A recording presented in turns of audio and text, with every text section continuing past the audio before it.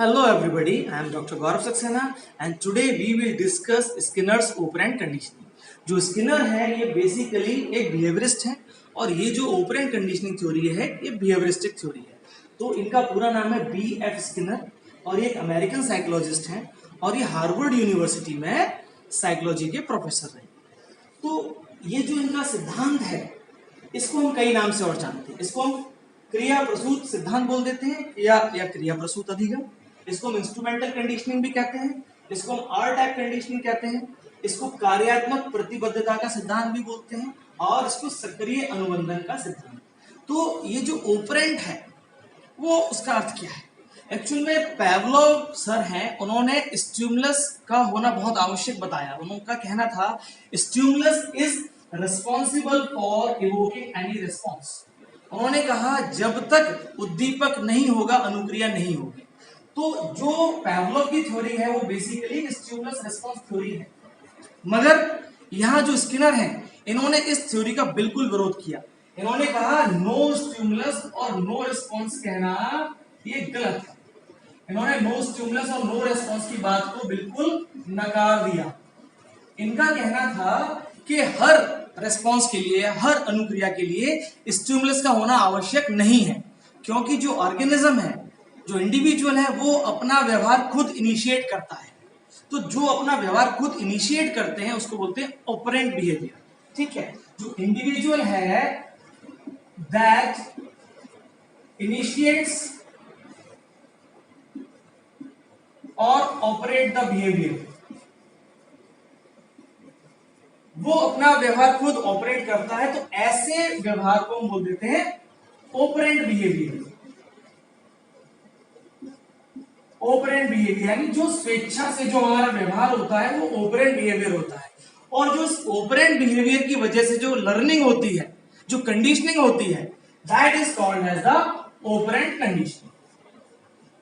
इसी को ही हम ऑपरेंट कंडीशनिंग कहते हैं। अब स्किनर ने क्या बोला कि किसी भी रेस्पॉन्स के लिए स्टिमुलस का होना आवश्यक नहीं है और जो अनुक्रिया है, जो रेस्पॉन्स है, response will not require always a stimulus. तो रेस्पॉन्स जो होता है वो डिपेंड करता है उसकी जो रीइंफोर्समेंट है। जो रिस्पॉन्स है it depends on the reinforcement. तो इस थ्योरी में स्किनर ने रेस्पॉन्स को यानी अनुक्रिया को बहुत महत्व दिया है। यानी अनुक्रिया आवश्यक है और किसी स्टिमुलस का होना यानी उद्दीपक का होना आवश्यक नहीं है। तो चूंकि रेस्पॉन्स को, रीइंफोर्समेंट को बहुत महत्व दिया है, इसलिए इस थ्योरी को हम आर टाइप थ्योरी या आर टाइप कंडीशनिंग भी कहते हैं। अब हम डिस्कस करेंगे कि स्किनर ने जो अपना प्रयोग किया था चूहे पर और उसके आधार पर इस थ्योरी को किस तरह से प्रोपाउंड किया, प्रतिपादित किया। तो इनका जो एक्सपेरिमेंटल एनिमल था वो था रैट और इन्होंने चूहे पर लेकर 1938 में ये एक्सपेरिमेंट किया था। इन्होंने कबूतर पे भी एक्सपेरिमेंट किया था 1943 में। और ये वाला जो एक्सपेरिमेंट है ये इनका बहुत फेमस है और इस पर इनकी थ्योरी बेस्ड है। तो इन्होंने क्या किया, एक पिंजड़ा बनाया जिसको स्किनरियन बॉक्स भी कहा गया। स्किनरियन बॉक्स, ठीक है। और इस पिंजड़े में चूहे को रख दिया और इसमें एक लीवर वाला पिंजड़ा था। ये कैसा पिंजड़ा था? इसमें लीवर था। अब जब चूहे को भूख लगी तो उसने वहां काफी कूद फांद किया, उछला कूदा और किसी तरह से लीवर दब गया। लीवर दबा तो खट की आवाज हुई और वो बाहर आगे बढ़ा और उसको भोजन मिल गया।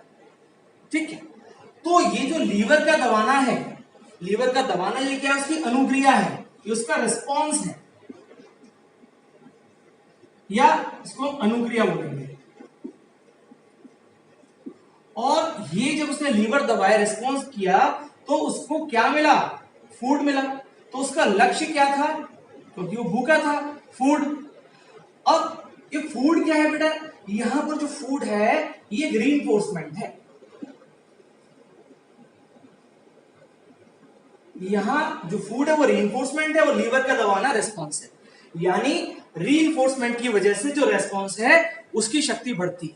हम इसको ऐसे कह सकते हैं, reinforcement strengthens the behavior। इस बात को हम ऐसे कह सकते हैं, reinforcement strengthens the behavior। अब यहां बिहेवियर क्या है? अनुक्रिया है, जो रेस्पॉन्स दे रहा है। यानी जब जब उसको भूख लगी उसने लीवर को दबाया, रेस्पॉन्स दिया और उसको भोजन की प्राप्ति हो गई। तो जो रीइंफोर्समेंट है इसकी वजह से उसका ये जो व्यवहार है, उसका रेस्पॉन्स है वो स्ट्रेंथन हो रहा है। तो जब भी हम कोई कार्य करते हैं और उसके हमको सकारात्मक परिणाम मिलते हैं, हमको रीइंफोर्समेंट मिलता है, तो हम उस कार्य को सीख जाते हैं। तो जो भी लर्निंग रीइंफोर्समेंट की वजह से होती है वो ऑपरेंट कंडीशनिंग कहलाई जाती है। और ये जो स्किनर की ऑपरेंट कंडीशनिंग है, ये थॉर्नडाइक की एक लॉ है, थॉर्नडाइक्स लॉ ऑफ इफेक्ट, यानी प्रभाव का नियम, उसी पर आधारित है ये। तो प्रभाव का नियम कहता था जो कार्य जिनका हम पे सकारात्मक प्रभाव होता है तो हम उस कार्य को सीख जाते हैं, जिन कार्यों का हमारे ऊपर नकारात्मक प्रभाव होता है हम उस कार्य को नहीं करते हैं, नहीं सीखते हैं। तो यहां पर लीवर दबाने से उसको सकारात्मक प्रभाव हुआ, उसको भोजन मिल गया, तो ये reinforcement leads to the response. इसका मतलब है reinforcement strengthens the behavior and this operant conditioning is the extension of Thorndike's law of effect। तो अब हम डिस्कस करेंगे स्किनर ऑपरेंट कंडीशनिंग का बेसिस, आधार क्या है। तो इसके दो बेसिस हैं, दो कंसेप्ट्स पर बेस्ड है। पहला रीइंफोर्समेंट, दूसरा पनिशमेंट। तो रीइंफोर्समेंट क्या होता है? यानी जो भी कोई सही व्यवहार है उसको रिपीट कराने के लिए हम जो भी प्रयास करते हैं वो सब रीइंफोर्समेंट होता है, ठीक है। और पनिशमेंट क्या है?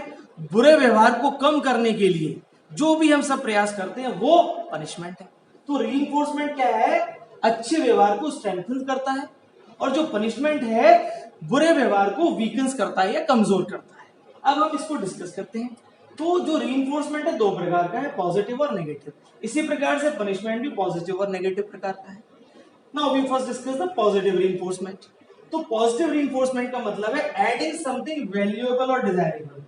हम बालक को या किसी इंडिविजुअल को कुछ ऐसा देंगे जो उसके लिए बहुत मूल्यवान है, डिजायरेबल है। फॉर एग्जाम्पल, एक बालक ने क्विज में बहुत अच्छा कार्य किया और उसको जीके क्विज में फर्स्ट प्राइज मिला। अब वो घर आया तो उसको उसके फादर ने भी प्राइज दिया और जो उसको टॉय पसंद था, एक टॉय ट्रेन, वो उसको दिलवा दी।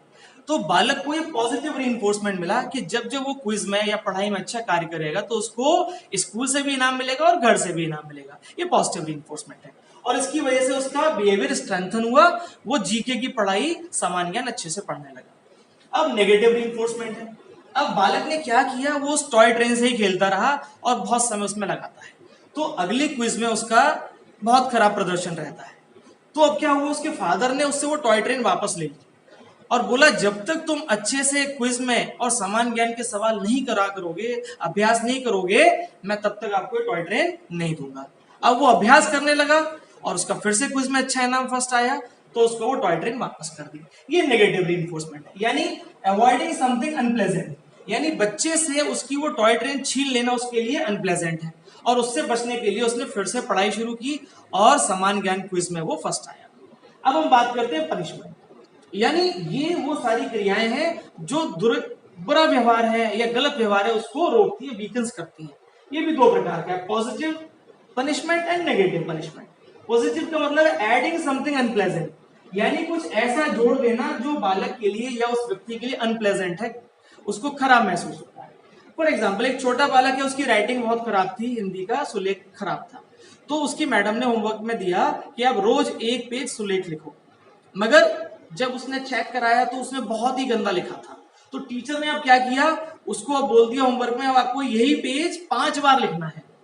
अब क्या है, कोई भी बच्चा ज्यादा होमवर्क तो नहीं करना चाहता, अब 5 टाइम्स मिल गया तो अब उसको समझ में आ गया और वो प्रयास करने लगा कि अब उसका लेख अच्छा हो गया प्रयास से, और वो एक पेज में ही बहुत अच्छा लिखकर मैडम को दिखाने लगा और चेक करने लगा। तो यहाँ क्या अनप्लेजेंट क्या है, जो होमवर्क को बढ़ा दिया वो अनप्लेजेंट है, उसको हटाने के लिए उसने ज्यादा प्रयास किया और उसका लेख हिंदी का अच्छा हो गया।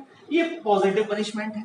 एक और एग्जांपल से समझिए, दो बच्चे क्लास में लड़ाई करते हैं, टीचर देख लेते हैं और उनकी बहुत तेज पिटाई कर देते हैं, तो जो पिटाई है वो अनप्लेजेंट है, तो उससे बचने के लिए अब वो छात्र कभी भी क्लास में लड़ाई नहीं करेंगे। अब डिस्कस करते हैं नेगेटिव पनिशमेंट। यानी रिमूविंग समथिंग वैल्यूड और डिजायर्ड, यानी किसी ऐसी वस्तु को हटा देना जो उस बालक या व्यक्ति के लिए बहुत इंपॉर्टेंट है, वैल्यूएबल है और उसकी इसको आवश्यकता है। फॉर एग्जाम्पल, एक बालक बहुत अच्छे से पढ़ाई करता था, तो उसको इनाम में उसके फादर ने मोबाइल दिलवाया। अब उसने पढ़ाई पे ध्यान छोड़ दिया, मोबाइल गेमिंग करने लगा और वो फेल हो गया। तो अब उससे उन्होंने क्या किया, वो जो उसका मोबाइल फोन है ना, वो उससे छीन लिया, मोबाइल फोन उससे छीन लिया और उसको कहा तुमको तब तक ये मोबाइल फोन नहीं मिलेगा जब तक तुम अपना पढ़ाई पे ध्यान देते हो नहीं हो अच्छे से और अपना परफॉर्मेंस अच्छा नहीं करोगे, तब तक ये मोबाइल आपको मैं वापस नहीं करूंगा। तो अब उस मोबाइल को प्राप्त करने के लिए वो फिर से उसने अपना फोकस किया पढ़ाई पे और वो फर्स्ट आया, उसको फिर से उसके फादर ने मोबाइल वापस कर दिया। एक बात ध्यान रखना है, ये नेगेटिव रीइंफोर्समेंट पे जो हम वस्तु उससे छीन लेते हैं या वापस करते हैं वो कुछ समय के लिए होता है। जैसे बालक ने पढ़ाई शुरू कर दी और सामान्य ज्ञान में फर्स्ट आ गया तो उसको वो टॉय ट्रेन वापस मिल गई थी, मगर यहाँ जो समय होता है थोड़ा ज्यादा होता है। बच्चा फेल हो गया तो अगले 1 साल तक उसको वो मोबाइल नहीं दिया जब तक कि उसने परफॉर्मेंस अच्छा करके फर्स्ट डिवीजन में पास नहीं हुआ। तो ये आपके रीइंफोर्समेंट और पनिशमेंट का कंसेप्ट है। अब हम different schedules of reinforcement discuss करेंगे। तो दो प्रकार के शेड्यूल हैं, एक होता है कंटिन्यूअस रीइंफोर्समेंट, एक होता है पार्शियल।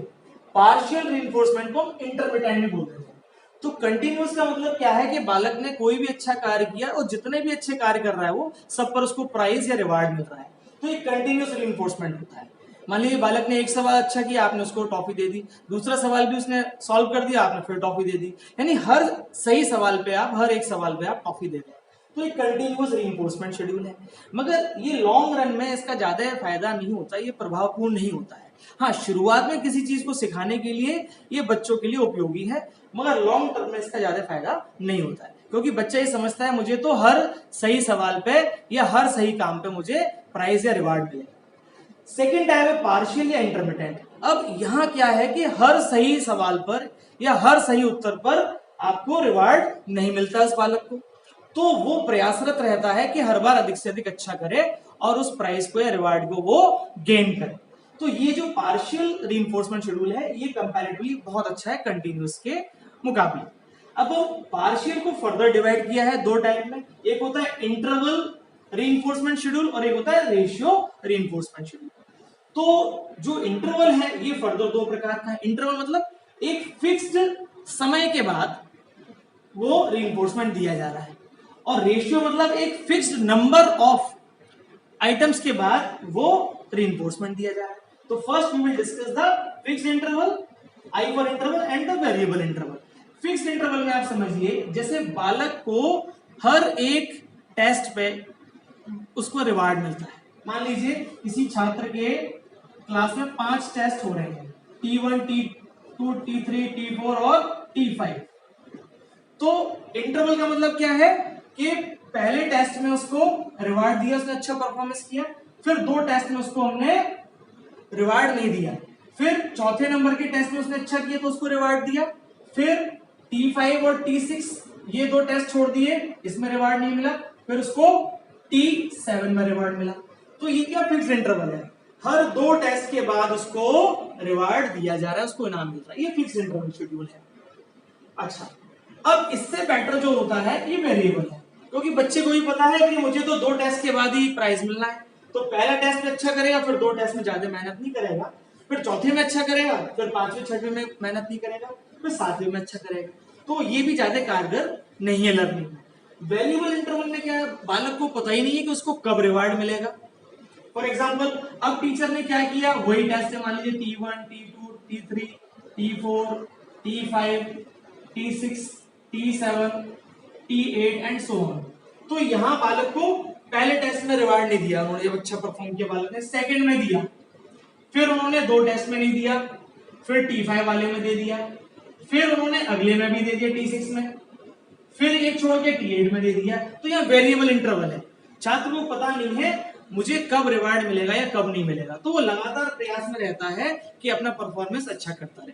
तो वेरिएबल इंटरवल शेड्यूल जो है बेटर है फिक्स्ड इंटरवल शेड्यूल से। अब फिक्स्ड इंटरवल का एक और एग्जांपल है, जैसे हम लोग जो सैलरीड लोग हैं उनको एक फिक्स्ड इंटरवल 1 महीने के बाद ही सैलरी मिलती है, तो वो फिक्स्ड इंटरवल शेड्यूल होता है। अब वेरिएबल इंटरवल में ऐसे समझिए, मान लीजिए किसी पर्सन को जो पहला प्रमोशन मिला 1 साल बाद मिला, फिर वो प्रयास करता रहा, 2 साल बाद प्रमोशन मिला दूसरा, फिर उसको 4 साल बाद तीसरा प्रमोशन मिला। तो ये वेरिएबल इंटरवल है, यानी कि वो पर्सन जो है लगातार मेहनत करता रहेगा, क्योंकि उसे पता नहीं है प्रमोशन कितने समय बाद मिलना है, कितने साल बाद मिलना है। तो these are the examples of fixed and variable interval schedule. अब हम रेशियो शेड्यूल में फिक्स्ड रेशियो और वेरिएबल रेशियो डिस्कस करेंगे।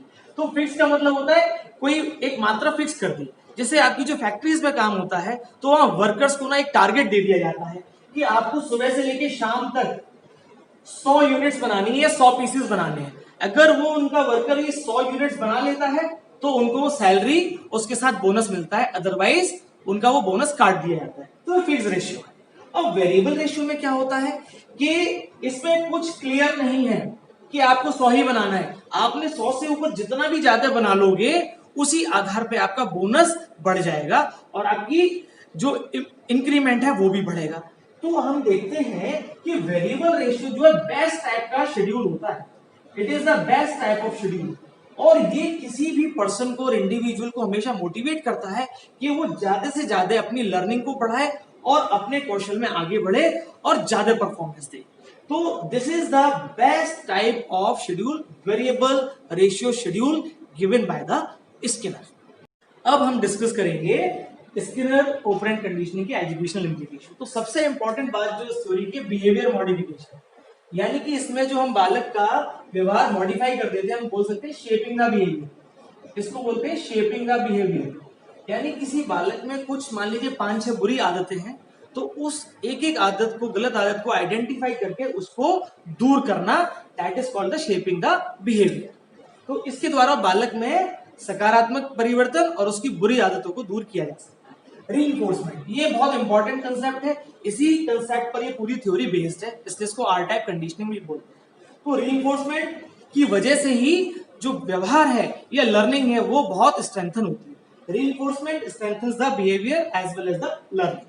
इसके द्वारा जो बच्चों का शब्द भंडार है, वोकैबुलरी, उसको बहुत एनरिच किया जा सकता है। इस थ्योरी के द्वारा जो मनोरोगी हैं और जो स्पेशल चिल्ड्रन हैं, जिनकी कुछ विशेष आवश्यकताएं हैं, उनको भी हम टीचिंग और ट्रेनिंग दे सकते हैं। तो ये मनोरोगियों में और जो मंदबुद्धि बालक हैं उनके सुधार के लिए भी और उनको प्रशिक्षित और शिक्षित करने में भी ये मदद करती है। नॉलेज ऑफ रिजल्ट, जब हमको अपने परिणाम की जानकारी मिल जाती है तो उससे हमारा व्यवहार बदलता है और परिणाम की जानकारी के आधार पर ही हम अपनी लर्निंग में और मेहनत करते हैं। यानी knowledge of results helps in improving the behaviour and helps in improving the learning. और ये जो प्रोग्राम लर्निंग का कंसेप्ट है ये भी स्किनर की ऑपरेंट कंडीशनिंग पर ही बेस्ड है। तो ये इसके मुख्य एजुकेशनल इम्प्लीकेशंस है। अब मैं आपके साथ कुछ इंपॉर्टेंट इसके क्वेश्चंस डिस्कस करूंगा। फॉर एग्जांपल एक सवाल पूछा जाता है, अभिप्रेरणा सर्वोत्तम राजमार्ग है। अभिप्रेरणा सर्वोत्तम राजमार्ग है, ये कथन किसका है? तो ध्यान रखिए बीएफ स्किनर महोदय ने कहा था, कोई और इसमें ऑप्शंस पे आप करेक्ट नहीं करेंगे। Correct answer is BF Skinner. Skinner ने किस जानवर पे अपना प्रयोग किया? तो रैट। जिस बॉक्स में उस प्रयोग को किया उसका नाम है स्किनरियन बॉक्स। इंपॉर्टेंट बात और है, पूछा जाता है कि प्रबलन सिद्धांत या रीइंफोर्समेंट थ्योरी के जनक कौन है? Who is the father of reinforcement theory? तो उसका सही आंसर स्किनर नहीं है, उसका सही आंसर है आपका हल, C.L. हल। क्लार्क एल हल is the father of reinforcement theory. हाँ, स्किनर ने अपनी थ्योरी में जो मेन इनका जो कंसेप्ट है वो रीइंफोर्समेंट पर बेस्ड है और उन्होंने कहा था रीइंफोर्समेंट स्ट्रेंथन्स द बिहेवियर और रीइंफोर्समेंट इंक्रीजेस द और strengthens the learning. So that is all about the Skinner's theory of operant conditioning. Dear all, आज हमने आपको स्किनर की ऑपरेंट कंडीशनिंग बहुत डिटेल में और इजी और इंटरेस्टिंग मैनर में समझाई है। तो आप मेरे वीडियो को लाइक और शेयर करें और आपके कोई भी डाउट्स हैं तो उसको कमेंट सेक्शन में शेयर करिए। I will solve all your doubts. Now it's time to subscribe my YouTube channel Transforming Education by Dr. Gaurav Saxena sir to get the best videos on child development and psychology. Thank you.